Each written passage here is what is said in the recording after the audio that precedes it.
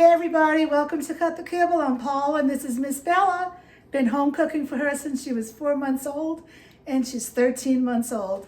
Look, I don't know about you, but these prices at the grocery store are starting to be ouch.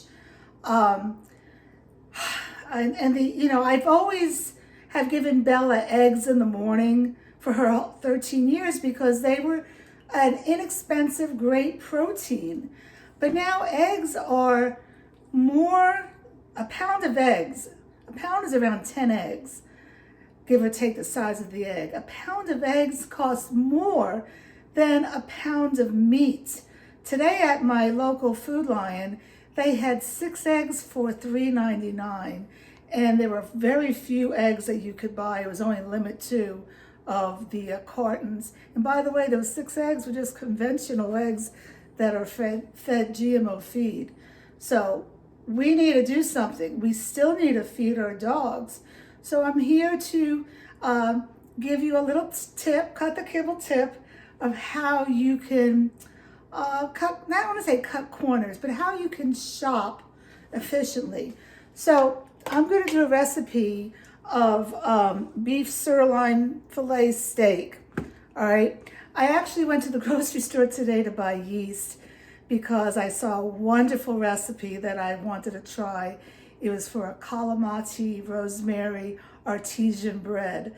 So I went there, but my cut the kibble tip to you is that every time you go to the grocery store, run to the back, to the meat section, and not only see if they have sales, but see if they have manager specials. And in all my years of shopping, I don't see these specials like at a store. Again, I'm in the United States, at a store like Wegmans or a bigger stores. It's, I don't know. I go to the local Food Lion and they always have manager specials of something. And what do manager specials mean? Well, it's 2 things. One, they may have too much of a certain cut of meat. So the manager decides, look, we need to cut this price in half so that we could sell it and make some money, you know? Or secondly, they do manager specials if the date's gonna sell like the next day. So if you're going in the back in the meat section and you see some meat that, I don't know, my hands must have some meat on it or something. I think it has some sardines on it. If you see some meat that has an expiration date of tomorrow, ask to speak to the manager and say, hey, could you mark this down? Okay, well today I didn't even have to do that. I went to the back and they had manager specials on, I'm gonna show it to you. See how it's marked? It says manager special. All right, basically I got this meat for half price. It was $9.49 a pound, and it was a little over a pound. It was $11.67. That's a lot, okay? But I got it for $6.62. It came to $6.30 a pound. But it expires tomorrow. So I came home. I wasn't going to cook today. But I came home and I threw it in the food, not the food processor, that's next. I threw it in the slow cooker. So that's where we are now, and I'm gonna show you my recipe. All right, hold on a second. So here it is, this is cooked. I put in 2 packages of the meat. I know that doesn't look very appetizing, so I'm gonna have you look at me. Hopefully I look more appetizing. Was that funny? I put in 2 packages of the meat, so it came to like 2 pounds and 4 ounces. And first I put some celery on the bottom so that the meat wouldn't stick to the celery. And then I put in 2 cloves of garlic that I smashed and took the skin off. And then I put in some shiitake mushrooms. I bought shiitake mushrooms today. It was 5 ounces for $4. Yes, that's a lot of money. But I only put in 1.5 ounces. The rest I'm going to use for me and my chicken soup. Hey, I got to eat too, and I want to eat healthy too. And shiitake mushrooms are incredible for humans and dogs. So I'm going to go ahead and I'm going to put her down so I can bring the meat over here, and then I'll show you the rest that I'm going to do. Okay, so in here I have the meat. I cut it up, and I'm going to add the mushrooms in. I drained all the liquid, and the mushrooms are in here. For now, I'm just going to put the mushrooms in. I don't know if you can see this, because I want them to get all mixed up. You have to cook up the mushrooms. If you feed the shiitake mushrooms raw, they're toxic. They have to be cooked.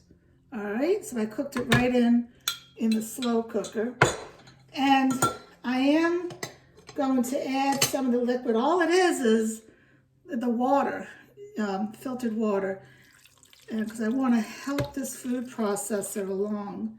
I don't want to have to be buying a new food processor. Okay, and the smaller cuts you make in the meat, the easier it is on the motor. Watch, it'll break now.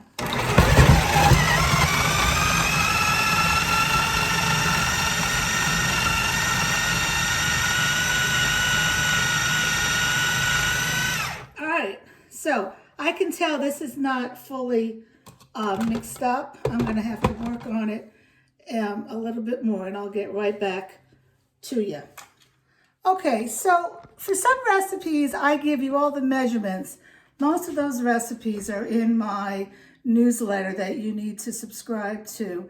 Message me here on YouTube with a comment if you're not a subscriber, and I'll put you on the list. But for this recipe, I'm not going to give you the measurements, but I'm going to give you percentages, because percentages, it's been a long day, and it's not even 2 o'clock. I'm going to give you like what am I going to do? Like rules to follow, okay?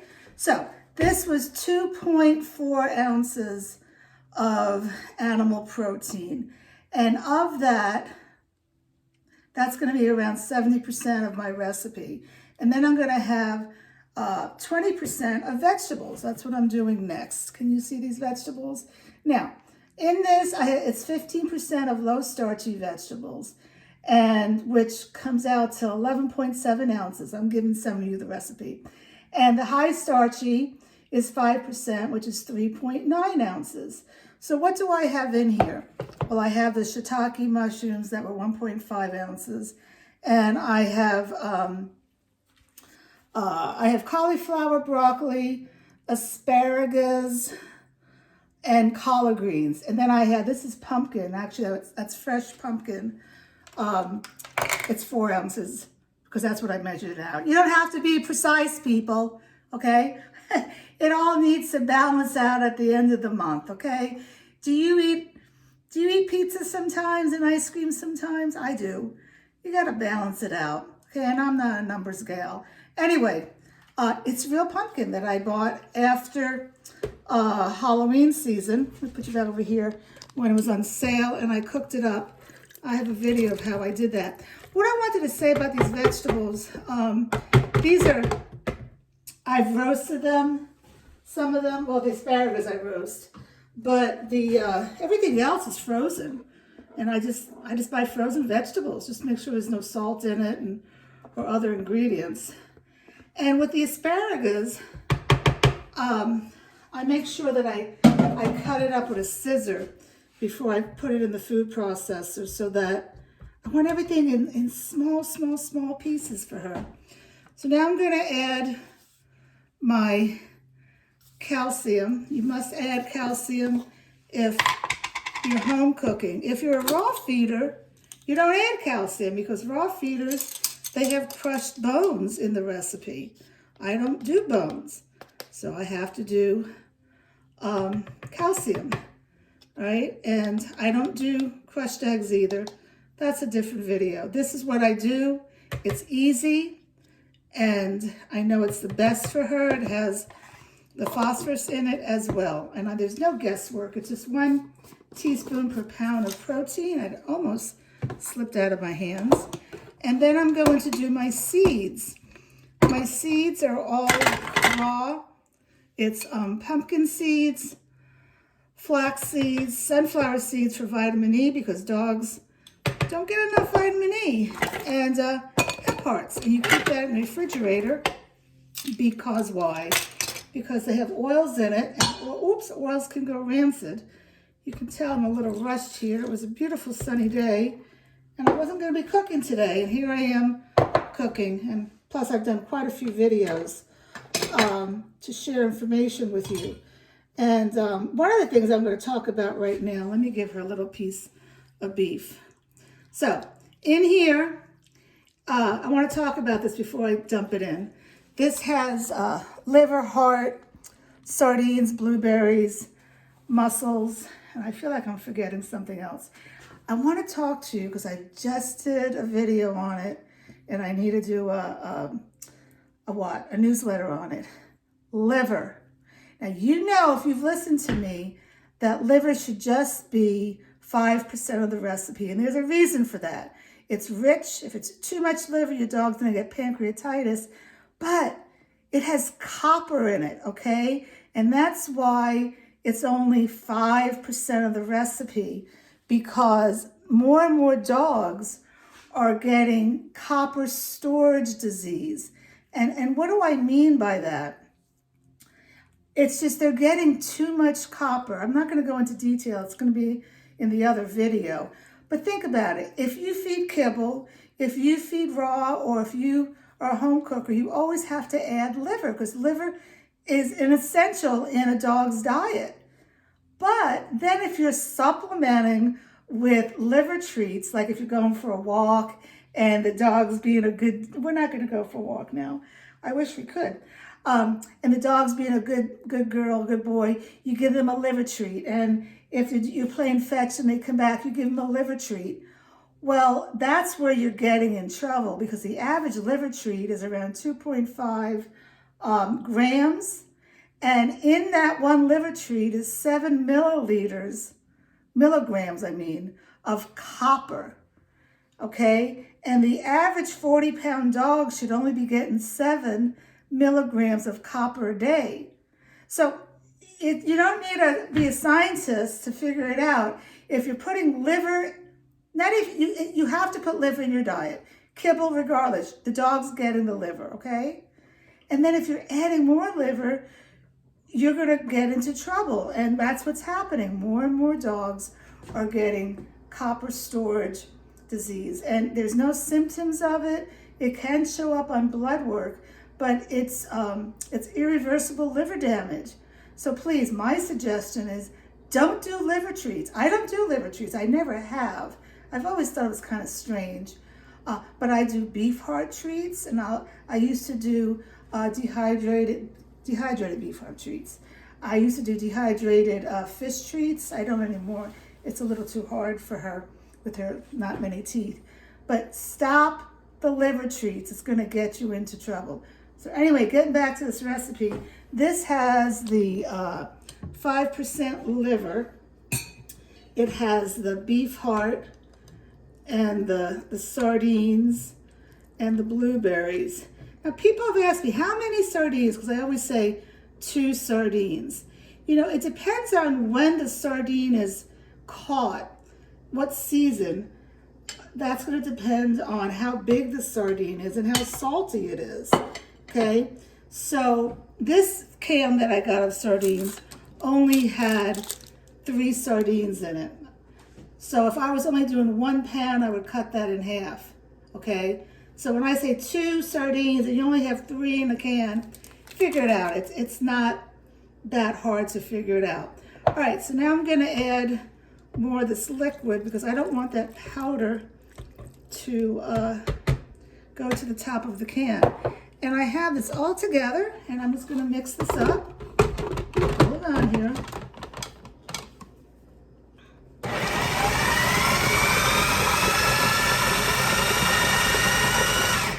Okay, so now what I'm going to do now off camera is put this vegetable and the liver stuff in with my meat. I had to use the slow cooker pot to mix everything together, because my other big pot that I use on Rising Bread, it's calamati, olive, and rosemary artesian bread. I can't wait to taste it. I hope it turns out. But my food processor, it's like a 14 cup.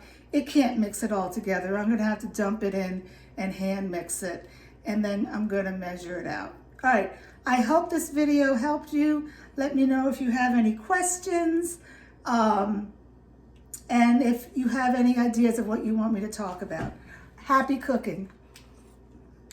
So that last segment of the video, I let it run too long. I have to go back and edit it. I'm not that good at editing. So I'm gonna show you how I measure out my stuff. What I have here is I have a huge sheet pan, and I put some parchment paper down. This is my workstation. Over here, I don't know if you can see this, I have a measuring cup. It's the half measure that I've sprayed some olive oil in it.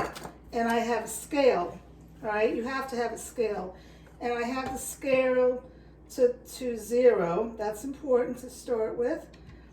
And it's on ounces, okay? And then I have my meat here. So I'm gonna go ahead and weigh things out. Now, Bella's gained some weight. I don't know if that's because we are less active or it's because she's 13.